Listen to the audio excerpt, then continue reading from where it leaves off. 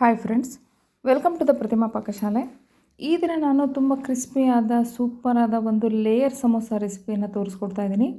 ಈ ರೆಸಿಪಿ ತುಂಬ ಸೂಪರಾಗಿ ಬರುತ್ತೆ ಮತ್ತು ತುಂಬ ರುಚಿಯಾಗಿರುತ್ತೆ. ಬನ್ನಿ ಇದರ ಬಗ್ಗೆ ವಿಧಾನವನ್ನು ನೋಡೋಣ.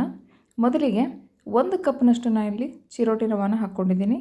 ನಂತರ 1 ಕಪ್ಪು ಮೈದಾ ಹಿಟ್ಟು, ನಂತರ 1/4 ಚಮಚದಷ್ಟು ಇದಕ್ಕೆ ಸ್ವಲ್ಪ ಉಪ್ಪನ್ನು ಹಾಕ್ಕೋಬೇಕು ಟೇಸ್ಟಿಗೋಸ್ಕರ. ಇದನ್ನು ನೀಟಾಗಿ ಮಿಕ್ಸ್ ಮಾಡಿಕೊಂಡು ಸ್ವಲ್ಪ ಎಣ್ಣೆಯನ್ನು ಕಾಯಿಸಿ ಹಾಕ್ಕೋಬೇಕು. ಅಂದರೆ ಎಣ್ಣೆ ಹೊಗೆ ಬರ್ತಾ ಇರಬೇಕು, ಆ ಲೆವೆಲ್ಲಿಗೆ ಕಾಸ್ಕೊಂಡು ಇದಕ್ಕೆ ಹಾಕ್ಕೋಬೇಕು. ಇದರಿಂದ ಏನಾಗುತ್ತೆ ಅಂದರೆ ರವೆ ಇದೆಯಲ್ಲ ಸ್ವಲ್ಪ ಅಳ್ಳತ್ತೆ. ನಂತರ ಸ್ಪೂನಿಂದ ಇದನ್ನು ಫಸ್ಟ್ ಮಿಕ್ಸ್ ಮಾಡಿಕೊಂಡು ನಂತರ ಕೈಯಿಂದ ನೀಟಾಗಿ ಆ ಎಣ್ಣೆ ಎಲ್ಲಕ್ಕೂ ಸ್ಪ್ರೆಡ್ ಆಗಿರಬೇಕು. ಆ ಥರ ಒಂದು ಮಿಕ್ಸ್ ಮಾಡ್ಕೋಬೇಕು ಕೈಯಿಂದ. ನೋಡಿ, ಈ ಥರ ಎಣ್ಣೆ ಎಲ್ಲ ಕಡೆ ಸ್ಪ್ರೆಡ್ ಆಗಿದೆ. ನಂತರ ಇದಕ್ಕೆ ಸ್ವಲ್ಪ ಸ್ವಲ್ಪ ನೀರು ಹಾಕ್ಕೊಂಡು ಒಂದು ಹಿಟ್ಟಿನ ಅಂದರೆ ಪುರಿ ಹಿಟ್ಟು ಕಲಿಸ್ತೀವಲ್ಲ ಆ ಹದದಲ್ಲಿ ಇದನ್ನು ಕಲಿಸ್ಕೋಬೇಕು. ನೋಡಿ, ಈಗ ಇದು ಈ ಥರ ಆಗಿದೆ. ಈಗ ಸಾಫ್ಟಾದ ಒಂದು ಹಿಟ್ಟನ್ನು ಮಾಡ್ಕೋಬೇಕು. ಇದಕ್ಕೆ ಸ್ವಲ್ಪ ಮೇಲೆ ಎಣ್ಣೆ ಹಚ್ಕೊಂಡು ನಂತರ ಒಂದು ಬಟ್ಟೆಯನ್ನು ಮುಚ್ಚಿ ಒಂದು 10 ನಿಮಿಷ ರೆಸ್ಟಲ್ಲಿ ಬಿಡಬೇಕು. ನಂತರ ಇದಕ್ಕೆ ಮಸಾಲ ಮಾಡ್ಕೊಳ್ಳೋಣ. ಪಾನ್ನಲ್ಲಿ ಒಂದು 2 ಚಮಚದಷ್ಟು ಕೊತ್ತಂಬರಿ ಕಾಳು ಇದನ್ನು ಫ್ರೈ ಮಾಡ್ಕೋಬೇಕು. ನಂತರ ಇದಕ್ಕೆ ಒಂದು ಸ್ಪೂನಷ್ಟು ಜೀರಿಗೆಯನ್ನು ಹಾಕ್ಕೊಂಡಿದ್ದೀನಿ. ಇದನ್ನು ಕೂಡ ಬಿಸಿ ಮಾಡ್ಕೋಬೇಕು, ಸ್ವಲ್ಪ ಹುರ್ಕೋಬೇಕು. ನಂತರ ಇದಕ್ಕೆ 2 ಚಮಚದಷ್ಟು ಬಿಳಿ ಎಳ್ಳನ್ನು ಹಾಕ್ಕೊಂಡಿದ್ದೀನಿ. ಬಿಳಿ ಎಳ್ಳು ಹಾಕ್ಕೊಳ್ಳೋದ್ರಿಂದ ತುಂಬ ಟೇಸ್ಟ್ ಬರುತ್ತೆ. ಈಗ ಇದು ಮಸಾಲ ರೆಡಿಯಾಗಿದೆ. ಈಗ ಇದನ್ನು ಫ್ರೈ ಮಾಡಿದ ಮೇಲೆ ಇದನ್ನು ಒಂದು ಸಪ್ರೇಟ್ ಒಂದು ಪ್ಲೇಟಿಗೆ ತಗೊಂಬಿಡ್ಬೇಕು. ನಂತರ ಮಿಕ್ಸರ್ ಜಾರಿಗೆ ಇದನ್ನು ಹಾಕ್ಕೋಬೇಕು. ಇದನ್ನು ಪುಡಿ ಮಾಡ್ಕೋಬೇಕು, ಪೌಡ್ರು. ಇದಕ್ಕೆ ನಾವು ಒಂದು 1/4 ಬಟ್ಲದಷ್ಟು, ಒಂದು ಅರ್ಧ ಬಟ್ಲದಷ್ಟು ಅಥವಾ ಒಂದು ನಮಗೆ ಎಷ್ಟು ಬೇಕೋ ಅಷ್ಟು ಶೇಂಗಾವನ್ನು ಹುರಿದು ಹಾಕ್ಕೋಬೇಕು. ಇದನ್ನು ಕೂಡ ಮಿಕ್ಸರ್ ಮಾಡ್ಕೊಂಡ್ಮೇಲೆ ಒಂದು ಪಾನಿಗೆ ಎಣ್ಣೆ ಇಟ್ಕೊಂಡು ಜೀರಿಗೆ ಹಾಕ್ಕೋಬೇಕು. ನಂತರ ಕರಿಬೇವು, ಸ್ವಲ್ಪ ಇಂಗನ್ನು ಹಾಕ್ಕೋಬೇಕು. ಇದರಿಂದ ಏನಾಗುತ್ತೆ ಅಂದರೆ ಆರೋಗ್ಯಕ್ಕೂ ಒಳ್ಳೆಯದು, ಡೈಜೆಷನ್ ಇಂಪ್ರೂವ್ ಆಗುತ್ತೆ ಮತ್ತು ಟೇಸ್ಟು ಕೂಡ ಚೆನ್ನಾಗಿ ಬರುತ್ತೆ. ನಂತರ ಇದಕ್ಕೆ ಸ್ವಲ್ಪ ಉದ್ದುದ್ದಾಗಿ ಒಂದು 2 ಆನಿಯನನ್ನು ಸ್ಲೈಸಾಗಿ ಹೆಚ್ಕೊಂಡಿರ್ತೀವಲ್ಲ ಅದನ್ನು ಇದಕ್ಕೆ ಹಾಕ್ಕೋಬೇಕು. ಇದನ್ನು ಸ್ವಲ್ಪ ಫ್ರೈ ಮಾಡಬೇಕು, ಸ್ವಲ್ಪ ಹಸಿ ಅಂಶ ಎಲ್ಲ ಹೋಗಬೇಕು. ನಂತರ ಇದಕ್ಕೆ ಸ್ವಲ್ಪ ರುಚಿಗೆ ತಕ್ಕಷ್ಟು ಉಪ್ಪನ್ನು ಹಾಕ್ಕೊಂಡು ಫ್ರೈ ಮಾಡಬೇಕು. ಇದರಿಂದ ಏನಾಗುತ್ತೆ ಅಂದರೆ ಆನಿಯನ್ ಬೇಗ ಮೆತ್ತಗಾಗುತ್ತೆ.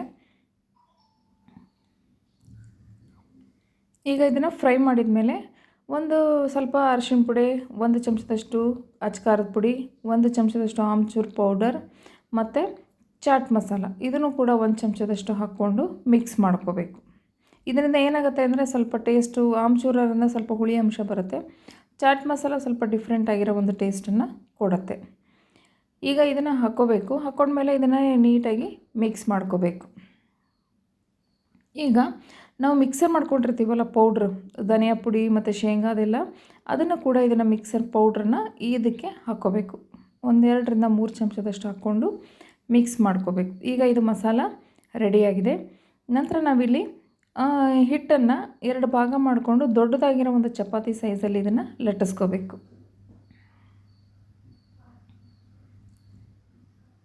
ದೊಡ್ಡದಾಗಿರೋ ಒಂದು ಚಪಾತಿ ಲಟ್ಟಿಸ್ಕೊಂಡ್ಮೇಲೆ ಅದಕ್ಕೆ ಮೇಲೆ ಎಣ್ಣೆಯನ್ನು ಅಪ್ಲೈ ಮಾಡಬೇಕು. ನೋಡಿ, ಈ ಥರ ಎಣ್ಣೆಯನ್ನು ಅಪ್ಲೈ ಮಾಡಿದ ಮೇಲೆ ಈಗ ಸ್ವಲ್ಪ ಮೈದಾ ಹಿಟ್ಟನ್ನು ಅದಕ್ಕೆ, ಅಥವಾ ಅಕ್ಕಿ ಹಿಟ್ಟು ಅಥವಾ ಮೈದಾ ಹಿಟ್ಟು ಯಾವುದಾದ್ರೂ ಹಾಕ್ಬೋದು, ಹಾಕಿ ಇದ್ರ ಮೇಲೆ ಸ್ವಲ್ಪ ಸಾಟಿ ಹಾಕೋದು ಅಂತಾರೆ, ಆ ಥರ ಒಂದು ಪದರನ್ನಾಗಿ ಮಡಚಬೇಕು 2 ಸೈಡ್. ನಂತರ ಅದರ ಮೇಲೆ ಸ್ವಲ್ಪ ಮತ್ತೆ ಎಣ್ಣೆಯನ್ನು ಹಾಕಬೇಕು, ಮತ್ತು ಅಕ್ಕಿ ಹಿಟ್ಟನ್ನು ಹಾಕಬೇಕು. ನಂತರ ಮತ್ತೆ ಫೋಲ್ಡ್ ಮಾಡಬೇಕು. ನಂತರ ಮತ್ತೆ ಇದ್ರ ಮೇಲೆ ಎಣ್ಣೆಯನ್ನು ನೀಟಾಗಿ ಹಚ್ಚಬೇಕು. ಮತ್ತು ಇದ್ರ ಮೇಲೆ ಹಿಟ್ಟನ್ನು ಹಾಕ್ಕೊಂಡು ಸ್ವಲ್ಪ ಇದನ್ನು ರೋಲಾಗಿ ಮಾಡ್ಕೋಬೇಕು. ಏನಂದರೆ ಇದ್ರ ಲೇಯರ್ ಸಮೋಸ ಆಗಿರೋದ್ರಿಂದ ಸ್ವಲ್ಪ ಪದರಗಳು ಚೆನ್ನಾಗಿ ಬರಬೇಕು ಅಂತ ಈ ಥರ ರೌಂಡಾಗಿ ಮಾಡಬೇಕು. ನೋಡಿ, ಈ ಥರ ಟೈಟಾಗಿ ಇದನ್ನು ರೌಂಡ್ ಮಾಡಬೇಕು. ನೋಡಿ ಎಷ್ಟು ಲೇಯರ್ಗಳು ಬರುತ್ತೆ, ಇಲ್ಲೇ ಗೊತ್ತಾಗ್ಬಿಡುತ್ತೆ. ಇದನ್ನು ನೀಟಾಗಿ ಸಣ್ಣ ಸಣ್ಣದಾಗಿ ಕಟ್ ಮಾಡ್ಕೋಬೇಕು. ನಾವು ಯಾವ ಸೈಜಲ್ಲಿ ಮಾಡ್ತೀವಿ ಆ ಸೈಜಲ್ಲಿ ಇದನ್ನು ಕಟ್ ಮಾಡ್ಕೋಬೇಕು. ನೋಡಿ ಎಷ್ಟು ಲೇಯರ್ಗಳು ಬಂದಿದೆ ಅಂದರೆ ತುಂಬ ಚೆನ್ನಾಗಿರುತ್ತೆ. ಒಂದು ಡಿಫ್ರೆಂಟ್ ಆಗಿರೋ ಒಂದು ಡಿಶ್ ತಿನ್ನಂಗಾಗುತ್ತೆ. ನೋಡಿ, ಈಗ ಇದನ್ನು ಸ್ವಲ್ಪ ಮೈದಾ ಹಿಟ್ಟು ಹಾಕ್ಕೊಂಡು ನೀಟಾಗಿ ಉತ್ಕೋಬೇಕು. ಇದನ್ನು ಲಟ್ಟಿಸ್ಕೋಬೇಕು. ಪುರಿ ಸೈಜ್ ಮಾಡ್ಕೋತೀವಲ್ಲ ಅದೇ ಸೈಜಲ್ಲೇ ಇದನ್ನು ಲಟ್ಟಿಸ್ಕೋಬೇಕು. ನೋಡಿ ಮಾಡೋ ಮುಂದೆ ಗೊತ್ತಾಗ್ಬಿಡುತ್ತೆ ಎಷ್ಟು ಲೇಯರ್ಗಳು ಬಂದಿದೆ ಅಂಥೇಳಿ. ಈಗ ಇದಾಗಿದೆ. ನಂತರ ಇದಕ್ಕೆ ನಾವು ಏನು ಮಾಡ್ಕೊಂಡಿರ್ತೀವಲ್ಲ ಮಸಾಲಾನ, ಅದನ್ನು ಒಳಗೆ ಫಿಲ್ ಮಾಡಬೇಕು. ಈಗ ಇದನ್ನು ನಾವು ಒಂದು ಸೈಡು ನೀರನ್ನು ಹಚ್ಕೊಂಡು ಸ್ವಲ್ಪ ಫೋಲ್ಡ್ ಮಾಡಿಬಿಟ್ರೆ ಆಯಿತು.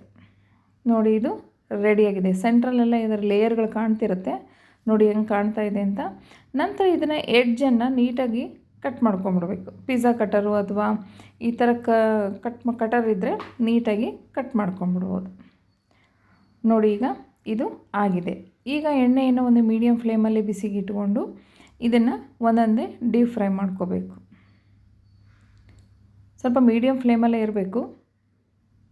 ಸ್ವಲ್ಪ ಗೋಲ್ಡನ್ ಬ್ರೌನ್ ಬರೋವರೆಗೂ ಇದನ್ನು ಡೀಪ್ ಫ್ರೈ ಮಾಡ್ಕೋಬೇಕು. ಸ್ವಲ್ಪ ನಿಧಾನ ಬೇಯುತ್ತೆ ಫ್ರೆಂಡ್ಸ್ ಇದು, ಏಕೆಂದರೆ ಸ್ವಲ್ಪ ಲೇಯರ್ಗಳಿರೋದ್ರಿಂದ ಒಳಗೆಲ್ಲ ಬೇಯಬೇಕು. ಆದ್ದರಿಂದ ಸ್ವಲ್ಪ ನಿಧಾನ ಇದು ಬೆಂದು ಬರುತ್ತೆ. ನೋಡಿ ಈಗ ಆಲ್ಮೋಸ್ಟ್ ಅಲ್ಲಿ ಆಗಿದೆ. ಈಗ ನೋಡಿ ಯಾವ ಥರ ಲೇಯರ್ಗಳು ಕಾಣುತ್ತೆ ಅಂದರೆ ತುಂಬ ರುಚಿಯಾಗಿರುತ್ತೆ. ಒಂದು ಡಿಫ್ರೆಂಟ್ ಆಗಿರೋದು ಒಂದು ಮಕ್ಕಳಿಗೆ ಟೇಸ್ಟ್ ಕೊಟ್ಟಂಗಾಗುತ್ತೆ. ನೋಡಿ ಈಗ ಲೇಯರ್ ಸಮೋಸ ರೆಡಿಯಾಗಿದೆ. ನೋಡಿ ಎಷ್ಟು ಕ್ರಿಸ್ಪಿಯಾಗಿದೆ ಅಂದರೆ ಒಳಗೆಲ್ಲ ಮಸಾಲ ಇದೆ, ಮೇಲೆ ಲೇಯರ್ ಇದೆ. ತುಂಬ ರುಚಿ ಅದ್ಭುತವಾಗಿರುತ್ತೆ. ಈ ನನ್ನ ವಿಡಿಯೋ ನಿಮಗೆ ಇಷ್ಟವಾಗಿದ್ದರೆ ದಯವಿಟ್ಟು ಲೈಕ್ ಮಾಡಿ, ಶೇರ್ ಮಾಡಿ, ಕಮೆಂಟ್ ಮಾಡಿ ಮತ್ತು ಸಬ್ಸ್ಕ್ರೈಬ್ ಮಾಡಿ. Thank you.